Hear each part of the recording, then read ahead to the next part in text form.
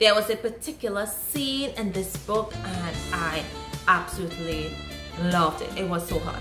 It was so hot.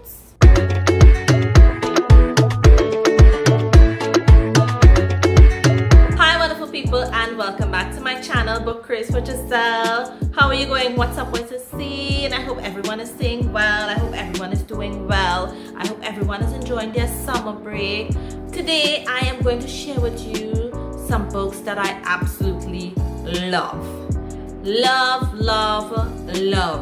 these books. Some of them I have read multiple times because it's like a standalone. Others I just read the series and I fell in love with them and I just have to talk about them. So today I'm going to share with you 5 books that I think are absolutely great. They're awesome. There are mixed reviews, but you know what? You might enjoy them the same way that I did, because I realized not everyone has the same reading taste. Not everyone has, enjoyed the book the same way. It's the same writing, but we all look at things differently. And I think with these, you are just absolutely going to love. Let's get into this video. If this is the first time you're here, welcome to the club, and hit that notification bell as well as subscribe to my channel. And if you are a returning subscriber, I appreciate every time you click on my video. So let's get started. First up, now I really love this book. It is called Night and it is written by Kristen. This is the first book that I'm talking about, written by this particular author. I have read several of her other books, particularly her paranormal romances as well as her MC romances. I absolutely love her MC romances and I will be sharing them with you. But anyhow, so I absolutely love Night. It is not everyone's cup of tea, but if you like possessive, controlling, dominating men, you are going to like this book.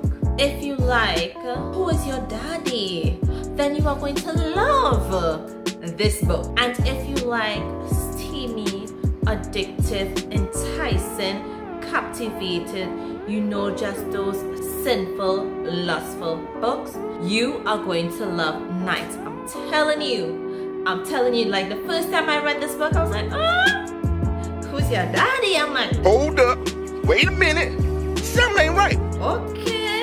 And then you know what? I read it like 3, 4, 5 more times because it was just absolutely that good. So in Night, you meet the wonderful Anya. And Anya, she's struggling. She's not really struggling, but she's struggling in the sense that she's doing a full-time job. She goes to evening classes because she's working on getting her cosmetology certificate, as well as she tries to do a little hustle on her weekends just to make ends meet. She's not living in like the worst part of town, but she isn't living in the best part, if you know what I'm saying. And she's out with her friends on this particular night. She has like this old phone, dies, and she decides she's going to use the phone in one of the bedrooms. Like she's enjoying the party, but she's just not feeling it, and she decides, you know what, I'm going to leave. So she goes into this bedroom, about to make her phone call to call a taxi, and there she meets Night. Night is outraged that his brother is having a party in his condo. He's totally upset. He gives off these dark vibes, and Anya, at first she's very apprehensive, and he's like, I am going to take you home. Like he demands that he's going to take her home. He doesn't ask if you'd like a ride home. No. Night, don't do that. Night, don't do that. And on her way home, they have like this conversation. When Night sees where Anya is living, he's like, okay, like I really like this girl and stuff like that, but she's not a girl for his type of lifestyle. He believes that Anya should, get this guy and have this nice house and a family and a white picket fence. That is not Night's lifestyle. But anyhow, like he sees this and he's like, you know what? I like this girl, I like her vibes. I can't be in a relationship with her, but I can make her life better. I can make her life easier. And from that point, Night is just about, okay, he makes sure that her building is well secure, he fixes her lock, he gets her phone, he buys her clothes, like, you know, he's really taking care of her. And at every point, Anya rejects it because she's not looking for a sugar daddy. She's not about that. But eventually, you know, things do get to a point where they do enter a relationship, and you just see a whole different style to Night. And slowly, Night introduces her to his lifestyle and what he's about. So Night is basically a club owner. Before, Night used to do like drag racing, but now he's totally into this club. And slowly, some of his secrets that he kept hidden from Anya is revealed. And Anya is like, I don't think I can do this. But then she has a friend who's looking out for her, right? She has a friend, and this friend is like, hold on, you're going to hear some stuff, but hold on. Night is very domineering, as I said in the beginning when I started to talk about this book. He's very possessive, he's not about sharing, and he has his own ideology, and this is freaking unconventional, just like Night, because Night is an unconventional guy. You are not going to come across someone with Night's personality. The story in its sense to me is very unique. I have not read another book like Night. I haven't come across one like Night. If you have read a story like Night written by Kristen Ashley, please leave it in the comment section down below, because I am looking for something like this. I read this book, I mean, like years ago, but I continue to read it like almost every year because I need a taste of Night every year in my life. Like, we need him. We need him. Did I mention that Night has a daddy complex? Night has a daddy complex. So something very traumatic happened when he was younger, and because of that, it helped to shape the individual that he is at present. So yeah, sometimes you might be a little put off by, you know, who is your daddy? But it is because of what happened, like this helped to shape his mother and helped to get his life on track, that honestly you can't fault Night for anything. So again, if you like this type of book, I sure do, you are absolutely going to love it. If you like those unconventional, taboo, forbidden stories, you are going to enjoy Night. So I have another interesting, enthralling book to share with you, and it is written by J.J. McAvoy. Now, just saying, I love J.J. McAvoy. I have not read all of her books, but I have read quite a few and I enjoy them. So Sugar Baby Beautiful, to me it's very unique and it is very different, and I have not come across another book like Sugar Baby Beautiful. Like, if you have read it, hit me in the comment section down below, because you know we're going to start a discussion here. Now this book, it deals with mental health, and that is why I say it is different from any other book that I have read, because the heroine Felicity, she doesn't even know that she has mental health issue until you get to the end of the book. But the story from beginning to end is so fascinating.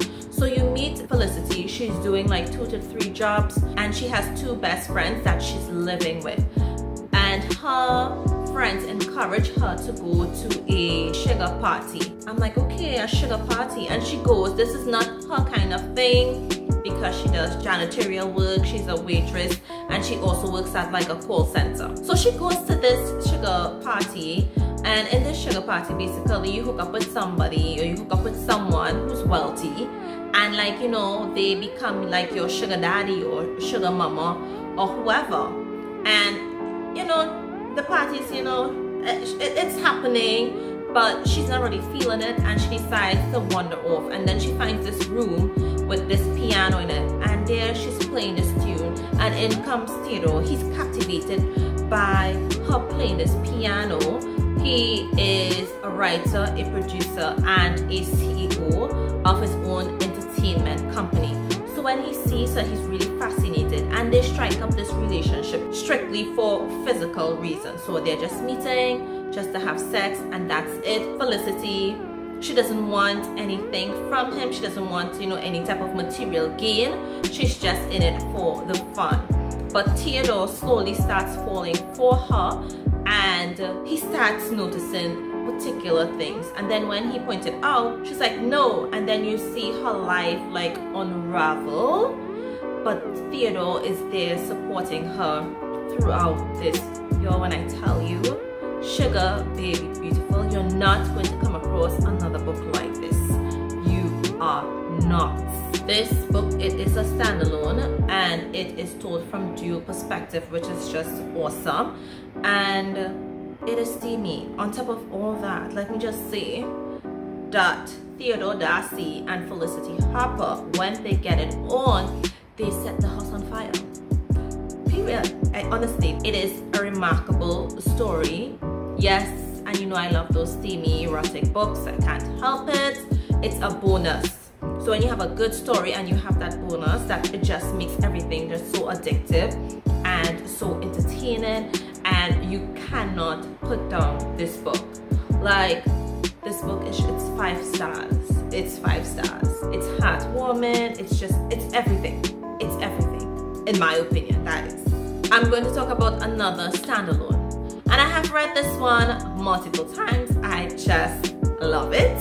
It is high stakes, and it is written by Vanessa Waltz. I don't know if anyone has ever heard of this author, but I came across her from reading this particular book, and I love it. As you know by now, I love a mafia romance. So don't be surprised if in every single video I mention a mafia romance. I just cannot help myself when it comes to this particular trope of romances. So in this book, High Stakes, you have Adriana and Vincent. Adriana is a struggling college student. She has lots and lots of debt. Not all of them are hers, by the way. Her mother is a hoarder. Her mother like stole her identity and all of these things. I don't want to, you know, say too much about the story, but she is a struggling college student, and her roommate is like freaking rich or comes from a family that is pretty wealthy. And they decide, you know what, let's go and have some fun. And they take her to this upscale hotel where there is illegal gambling. Adriana, she has an addiction basically, like dealing and, you know, these card games. I'm not familiar with card games. I just can't remember the names. But anyhow, so she like has this addiction, like she can count cards, she can deal cards. Like she was basically some type of card playing champion. And so they go to this illegal game, and one of their dealers calling sick. So, you know, she's like, you know what, I can deal, you know, she's doing well. And Vincent, he's there, he's responsible for this. He's a capo or captain in the mafia, Italian mafia. And he sees her and she's like, you know what, I had fun. Let me know if you need help again, I can do this. So she's basically pushing her way into these games because she wants to make the money, I guess. She's struggling. And Vincent is like, no, no, no. And then something comes up and, you know, she's there and she gets involved with Vincent. And Vincent is like, you know what, if you're in, you're in. But anyhow, we're going too much into the story. Adriana and Vincent, like, they have this connection at that first illegal game. And things just pick up from there. In the background, she has like her mother is hoarding because of something traumatic that happened. And because of this, you have persons out to get her, and her mother is paying the price for something that her father did. And eventually, Adriana has to pay the price for what the father did. But you end up with a boyfriend in the mafia, so you know he will come to your rescue.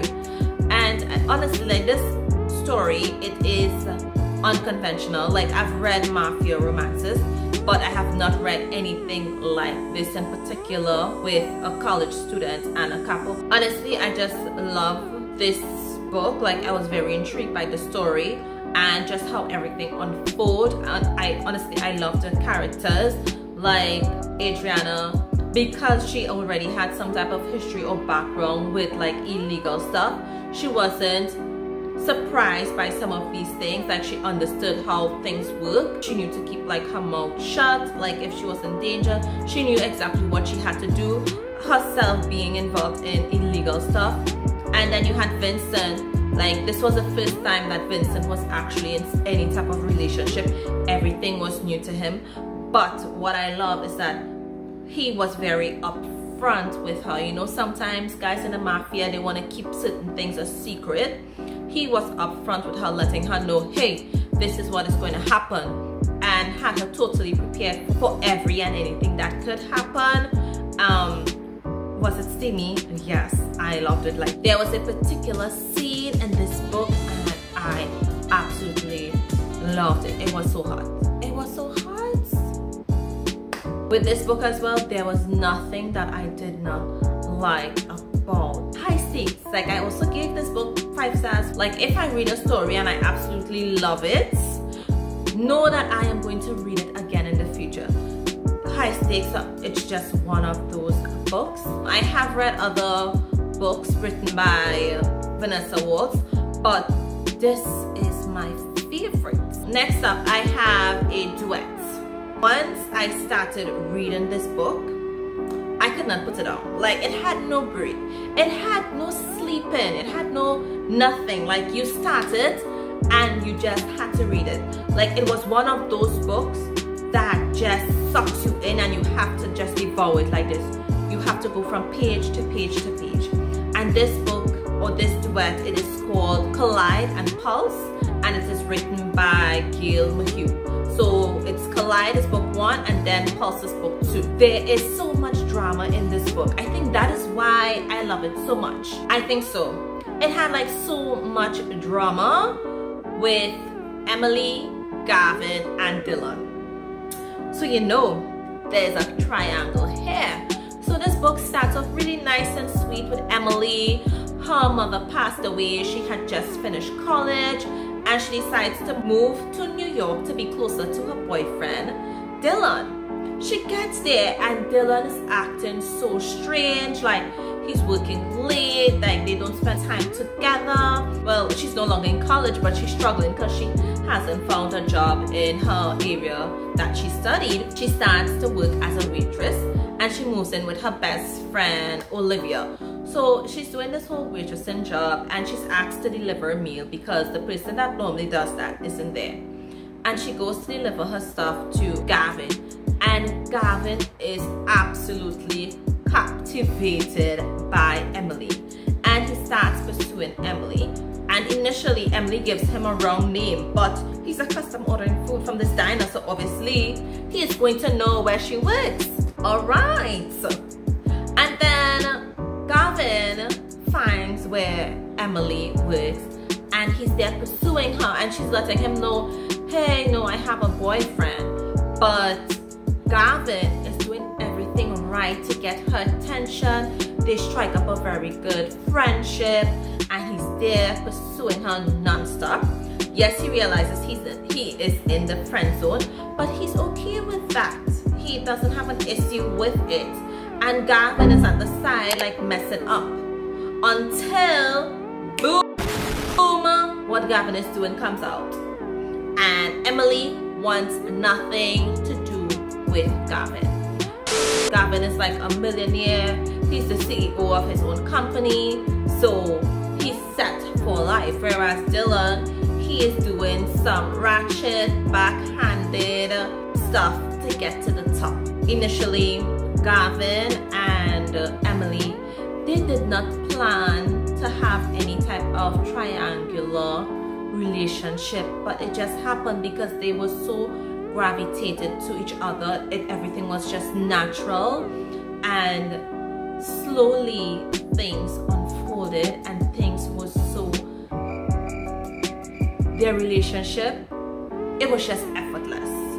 What happened between Gavin and Emily, it was just effortless. And for those who like, no, I don't do love triangles, let me say that Gavin and Emily did not get together until Emily broke up with Dylan. And she did that because of what Dylan did. Not because she wanted to be with Gavin. I'm just saying it because some persons don't like this whole love triangle thing. But it wasn't like she cheated. No, there was probably like emotional cheating if you want to, you know, look at it from that angle. But physical cheating, there wasn't that, which I loved about this book. And then it ends on a cliffhanger. So be prepared to reach for pulse. Like you are going to be walking around with either your ebook or your audiobook. You are going to be listening to the book. I tell you, like, I could not put it down. I had to finish it within the 24 hours. And I did because it was just that interesting. The story is flawless. It flowed. When I tell you, exceptional writing. Oh my gosh. It is freaking fantastic. Dylan, you are going to hate Dylan. It's a given. You're gonna love Gavin. You're gonna love Emily. You're just gonna love everything about Collide. When you read it, tell me you are not going to be disappointed. I'm not selling anything, but I'm just saying you are not going to be disappointed. Last up, this is another one that I absolutely love. Like, I'm telling you, these are some of my favorite books that I have read. These are books that I cannot let go. You know, you just read stories and it sticks with you. This is another one. It is written by Abby Glangs. It is part of the Rosemary Beach series, and this is the Fallen Too Far series from that. In the Rosemary Beach series, there are like 18 books. Of these 18 books, you have different couples. So in the one that I'm talking about, Fallen Too Far, there are 3 books. So it's Fallen Too Far, Never Too Far, Forever Too Far. And I'm just going to talk about Fallen Too Far. So in this book, you have Blair and Rush. This is their story, and you are going to love it. I'm telling you from right now, you're going to love it. So Blair, she's 19 years old, and her mom just passed away. Okay, and she decides, okay, she has nothing, there's no hope, there's nothing left for her, and she decides she's going to live with her dad because her parents did separate when she was younger. So she goes to live with her dad, only to discover, like right the day before or some hours before that she gets there, her dad goes on a trip to Paris with his wife. Like, she didn't even know her dad was married now or anything like that, or that she has a step, or that she had the lighting, or that she had a step brother. Every time I talk, why are you getting down? She did not even know that she had a step brother. But when she gets there, like, Blair is this sweet, she's innocent, she is so kind-hearted, so trusting and whatnot. Her brother Rush, or her step brother Rush, he is the total opposite. I forgot to mention that he's the son of a rock star. So he has like that kind of, you know, entitled behavior. And what he decides to do when Blair's there is he ushers her to the maid's closet, and he's like, you know, stay there. But they are instantly attracted to each other. But this is a slow burn. Collide and Fallen Too Far, they are both slow burn. So yes, Blair and Rush, they are attracted to each other. She totally wants to give in to Rush, but she knows that he is a playboy. He has so much attitude. He's like, you need to get your act together and find a job, save some money, and move out. So that was their plan. They tried to stay away from each other, but did it work? No, it did not. But again, things did not happen like immediately. You know, sometimes by the time you reach like 40% into a book, boom, things happen. Not with this one, honey. That did not happen. You see where Blair, she really struggles to get a foothold. She gets a waitressing job at a country club, and let me tell you, you meet so many different characters because they all have like their own separate books, and some of these persons are so much snobs. Like, some of them you really like, but then you see how the persons that live on the opposite side of the tracks, that are not well off, how they are treated. Let me tell you, this new adult romance, it is so good. It touches on so many different issues. It touches on, you know, like first love, poverty, the death of one of their friends died. Like, you see so much issues going on with those that have and those that do not have. So the have and the have-nots. And Blair is from the have-nots, and Rush, he's from the have. And just seeing how they find their connections, seeing how they deal with all these additional issues, like, it is so good. It is so entertaining. Like, you literally just enjoy each and every chapter in this book because of some of the emotional drama as well as some of their life experiences. Like, you feel for the characters. Like, it is such a beautiful story. So combined with all the social issues, the systemic issues in the book, it had this character, oh my gosh, you know, when you come from wealth and you are expected to marry a particular person, stop there, Giselle. But Fallen Too Far, it is really an amazing story, a really touching one, and you are just going to love it. So enough about me talking about these books that I absolutely love. I want you to give me feedback. I want you to let me know your thoughts, you know. Read it and then hit me down in the comment section down below. And if you have read any of these books, let me know, what did you think? I hope you enjoyed it like I did, because I absolutely loved them. So thank you for watching my video. I really hope you enjoyed the books that I mentioned and just totally enjoyed this video. And if you have, don't forget to subscribe to my channel, hit that notification bell so you know when I post a video. You know, it's always good to like and share my video as well. So, and you know what to do? Check out some of my other videos that I have posted on my channel. So again, thank you for watching, and look out until I post another video. Bye!